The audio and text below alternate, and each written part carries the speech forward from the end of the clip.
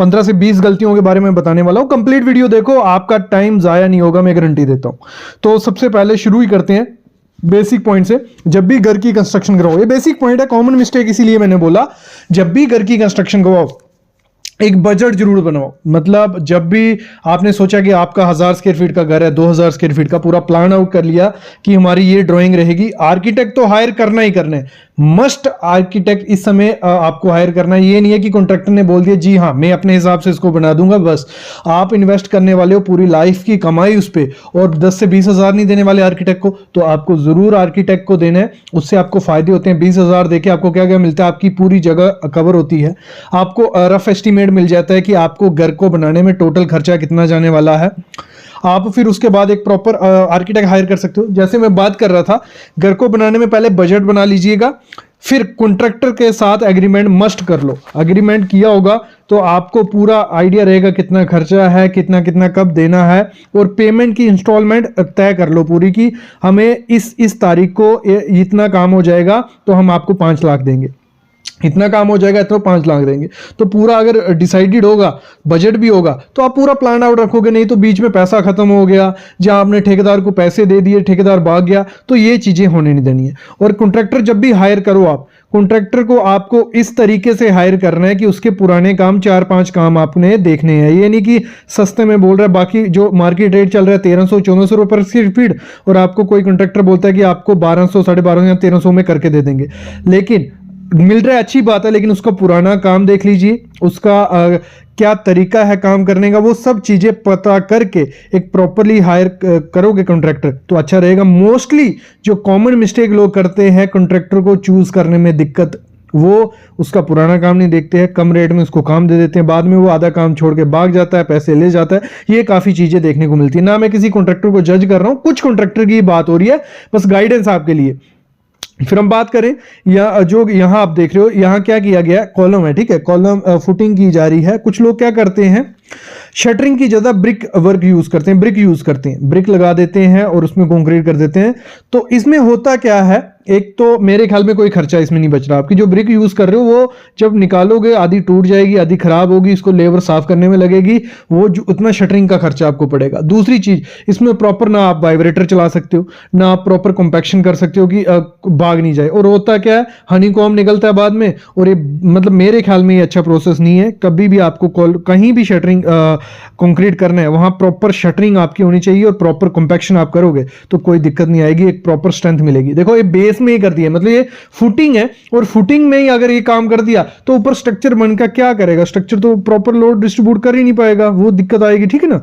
और जो फुटिंग की डेप्थ होती है वो चूज करता है कॉन्ट्रैक्टर आपका। यहां आप, मैंने जैसे कहा, आर्किटेक्ट आपको हायर करना है, लोग आर्किटेक्ट हायर नहीं करते हैं मोस्टली यार। 100 में से 50% लोग आर्किटेक्ट को हायर नहीं करते कि इनको क्या है, इनको कुछ पता नहीं है। मैं आर्किटेक्ट की बात कर रहा हूं, सिविल इंजीनियर की नहीं। यहां पे ध्यान देना, आर्किटेक्ट अलग चीज है, सिविल इंजीनियर अलग चीज है। तो आर्किटेक्ट आपको हायर करना है, उससे प्रॉपर आपको फुटिंग की डेप्थ डिसाइड करनी है। कॉन्ट्रैक्टर क्या करते हैं, पुरानी कंस्ट्रक्शन करके आए होते हैं, उस हिसाब से जहां पे उन्होंने कहा था कि 6 फीट हमने हाइट दी थी भाई पिछले घर में, तो यहां भी 6 फीट कर दो, डबल स्टोरी बनने वाली है।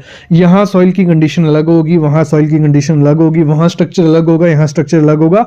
उसी पे मत जाओ, ये बहुत बड़ी गलती होती है। वो उसी पे जाते हैं, फिर कॉलम का साइज भी वही दे देते हैं, कॉलम का सरिया वही दे देते हैं, कई जगह 12 का लेंथ यूज कर रहे हैं, कई जगह 16 का। ऐसा कभी नहीं करना, ये बहुत बड़ी गलती होती है। इस गलती को नजरअंदाज मत करो, ये कॉमन मिस्टेक है। इन मिस्टेक को, मतलब जो आप पहले ही प्लानिंग कर रहे हो ना, अगर प्लानिंग में ही गलती कर दी, आगे तो गलती होने ही वाली है। अभी थोड़ी मिस्टेक मैं आपको बताता हूं जो साइड पे होती हैं घर की कंस्ट्रक्शन के दौरान।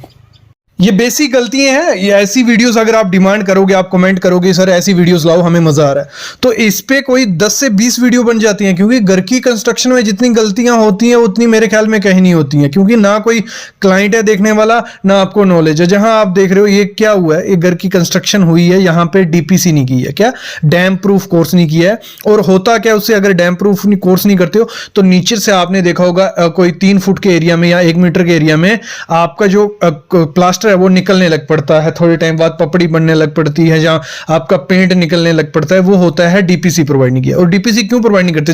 उसमें कुछ ज़्यादा खर्चा नहीं होता है, ना कुछ ज़्यादा टेक्नोलॉजी लगती है, बस नॉलेज नहीं है, ना कॉन्ट्रैक्टर इस चीज़ पे ध्यान देता है, ना आपको नॉलेज होता है। तो होता क्या है, ऐसी गलती हो जाती है। तो आपको जब भी अपने घर की कंस्ट्रक्शन करवानी है तो डैम प्रूफ कोर्स आपको जरूर करवाना है। भले आप कंक्रीट करवाओ, भले बिटुमिन यूज करो, भले कोई केमिकल वाटरप्रूफिंग केमिकल यूज करो, अगर ये सब चीजें यूज करोगे तो आपके नीचे से जो सीपेज होती है पानी की ब्रिक के थ्रू, वो होगी नहीं, ना आपके घर में पपड़ी बनेगी, ना ऐसे प्लास्टर निकलेगा। और एक रीजन और भी होता है प्लास्टर निकलने का, अगर जो प्लास्टर में सिल्ट कंटेंट बहुत ज्यादा है, सिल्ट कंटेंट भी एक लिमिट तक होना चाहिए। जहां प्लास्टर में मिट्टी बहुत ज्यादा है, जहां प्लास्टर जो सीमेंट रेशो कम है, तो उस कारण से भी हो सकता है। लेकिन आपको ये चीज ध्यान देनी है, ऐसी गलती आपको नहीं होने देनी है।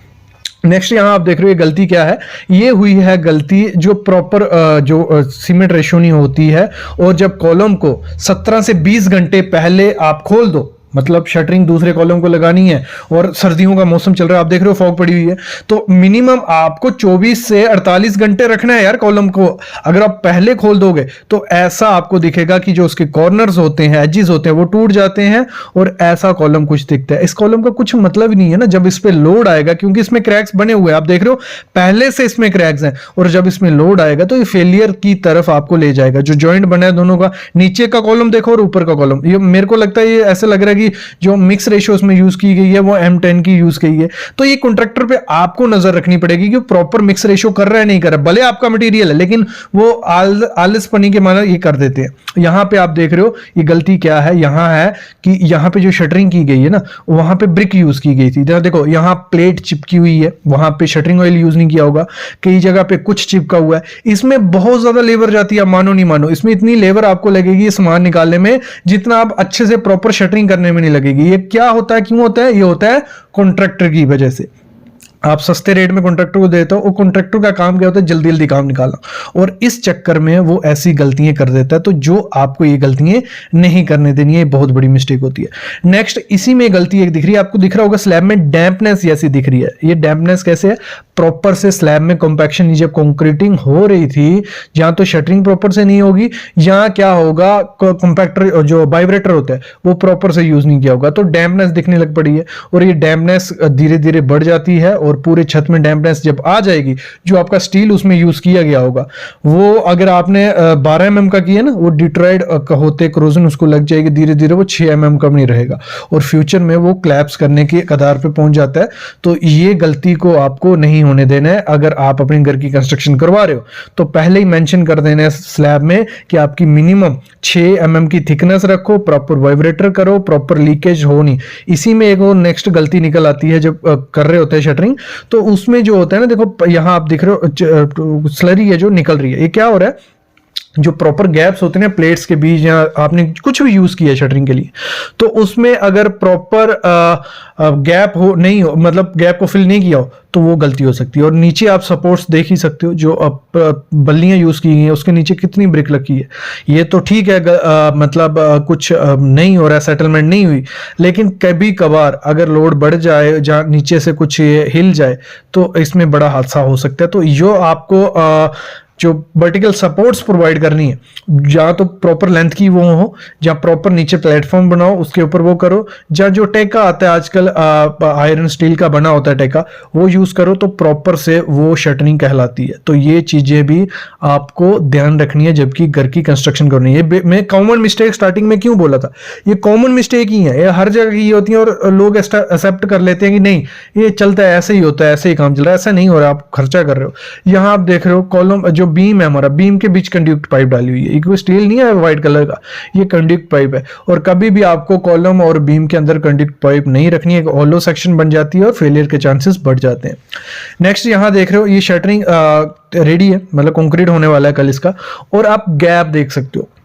इस गैप में होगा क्या, जब कंक्रीट डाला जाएगा, जो इसमें सीमेंट मिक्स कर रहे हैं, मिक्स रेशियो बना रहे हैं, भले आप M25 बना रहे हो, M30 बना रहे हो, लेकिन जब सीमेंट ही उसमें से निकल जाएगा स्लरी बन के पानी के साथ, तो पीछे कुछ नहीं बचने वाला।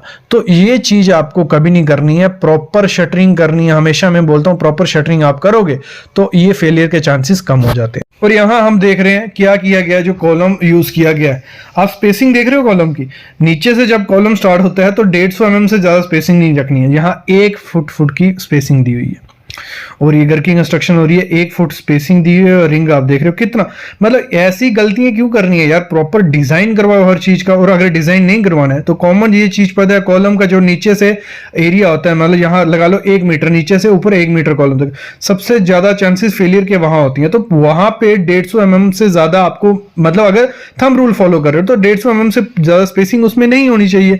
अगर प्रॉपर से डिजाइन कर रहे हो तो वो तो स्पेसिंग आपको मेंशन कर देगा। और यहाँ पे जो स्पेसिंग दिख रही है 150 mm, 200, 250, 300, 350, 1 फीट, तो इस हिसाब से अगर स्पेसिंग दोगे तो कॉलम किसी काम का नहीं है, वो प्रॉपर लोड डिस्ट्रीब्यूट नहीं कर पाएगा। ये कॉमन मिस्टेक्स थी। आई होप आपको मजा आएगा वीडियो देखने में। ऐसी वीडियोस हम लाते रहेंगे, बस आपके कमेंट की देरी है कि आप कमेंट करोगे सर ये अच्छी सीरीज लग रही है कि मिस्टेक्स हमें पता चलेगी घर की कंस्ट्रक्शन में क्या क्या मिस्टेक्स हो सकती हैं, तो वो वीडियो ले आओ। तो मैं जरूर ले आऊंगा, कोई दिक्कत नहीं है, क्योंकि इस पे सीरीज काफी अच्छी बन सकती है, क्योंकि बहुत कॉमन मिस्टेक जो घर की कंस्ट्रक्शन में की जाती हैं वो आपको पता होने चाहिए। अभी मैं अलविदा लेता हूं, लेकिन प्लीज चैनल को सब्सक्राइब करके रखो, बेल आइकन दबा के रखो, क्योंकि ऐसी वीडियोस आपको सिर्फ सिविल साइट विजिट में मिलेंगी, वो भी फ्री में।